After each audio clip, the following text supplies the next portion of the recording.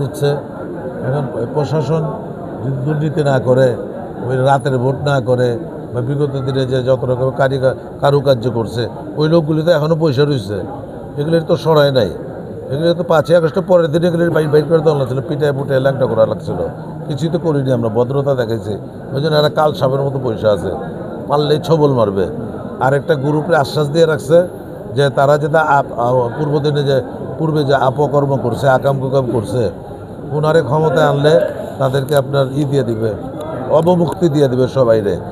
Army অফিসাররা যে আমাদেরকে গুম করছে, খুন করছে, আয়না ঘরে গিয়ে নিয়ে রাখছে, ওদেরকে মামলায় করছে না, তারপর 57 জন আর্মি অফিসারে মারছে, এইসব মামলা তো আপনার রেডি হয়েছে।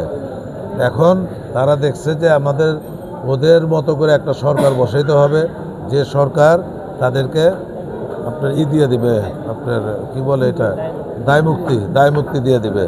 এই জন্য আমাদের যে প্রতিদ্বন্দ্বী বর্তমানে, তারা তো ইন্ডিয়ার সাথে একটা নেগোসিয়েশন করছেন যে আওয়ামী লীগের আবার আনবেন, আওয়ামী লীগের স্বার্থ সংরক্ষণ করবেন, এবং আওয়ামী লীগের সাথে যাতে পূর্বে যত রকমের এগ্রিমেন্ট হয়েছে, যত রকমের চুক্তি হয়েছে, সেগুলি বহাল রাখবেন, 7 সিস্টার নিয়ে কোনো সহযোগিতা করবেন, এবং আমাদের দেশে আলেম ওলামা যারা মসজিদ ভিত্তিক মানুষ, তাদেরকে দমন করবেন। বুঝছেন, মৌলবাদী বাড়তে দেওয়া যাবে না, এরকম একটা এগ্রিমেন্ট করছেন।